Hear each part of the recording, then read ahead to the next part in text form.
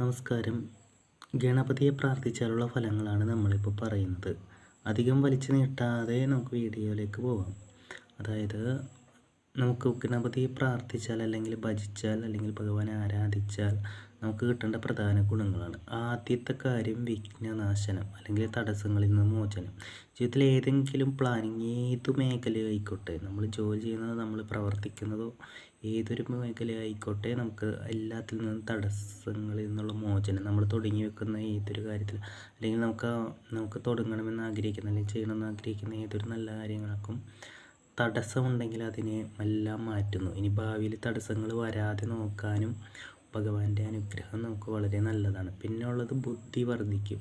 അതായത് നമുക്ക് നല്ല ബുദ്ധിശക്തി ഉണ്ടാവും. അതായത് ഏതൊരു കാര്യത്തിലും, വിദ്യയിലാണെങ്കിലും കലാകായിക മേഖലയിലാണെങ്കിലും നമ്മുടെ ജീവിതത്തിൽ വരുന്ന ഏതൊരു പ്രതിസന്ധികളിൽ നിന്നും മുക്തി ലഭിക്കുന്നതാണ്. അല്ലെങ്കിൽ നമുക്ക് നമ്മുടെ ബുദ്ധിശക്തി കൊണ്ട് അതിനെ നമ്മൾ പരിഹരിക്കും. നമ്മുടെ ബുദ്ധിശക്തി കണ്ട് പലരും അത്ഭുതപ്പെടുന്നതാണ്.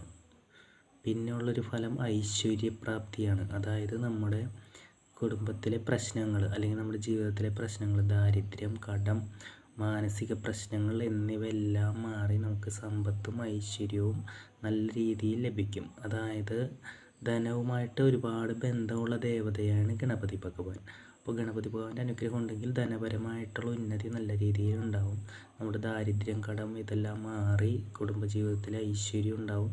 നമുക്ക് ഏതൊരു കാര്യത്തിനും നമുക്കൊരു പോസിറ്റീവ് എനർജി അനുഭവപ്പെടുന്നതാണ്. പിന്നെ ഉള്ളൊരു കാര്യം നവഗ്രഹ ദോഷങ്ങളിൽ നിന്ന് മുക്തി. അതായത് ഗ്രഹങ്ങളെ നയിക്കുന്നത് ഗണപതി ഭഗവാനാണ്.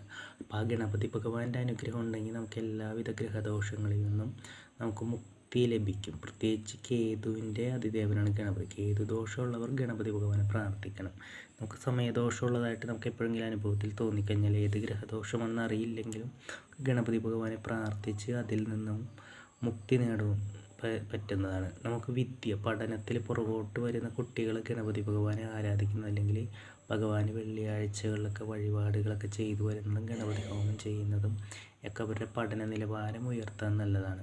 ഒരു പുതിയ ജോലി ആഗ്രഹിക്കുന്നവരാണെങ്കിൽ അല്ലെങ്കിൽ ഒരു നല്ല ജോലി, സ്ഥിരമായ ജോലി ആഗ്രഹിക്കുന്നവർക്ക് ഗണപതി ഭഗവാനെ പ്രാർത്ഥിക്കുന്നത് വളരെ നല്ലതാണ്. അല്ലെങ്കിൽ ഗണപതി ഭഗവാന്റെ അനുഗ്രഹം ഉണ്ടെങ്കിൽ നല്ലൊരു സ്ഥിരമായൊരു ജോലി ലഭിക്കുന്നത് നല്ലതാണ്. പിന്നെ നമ്മുടെ മനസ്സിലെ ദുഃഖങ്ങളും മറ്റനാവശ്യ ചിന്തകളും മാറി നമ്മുടെ മനസ്സെപ്പോഴും പോസിറ്റീവായിട്ട് നിർത്താനായിട്ട് വളരെ നല്ലതാണ്.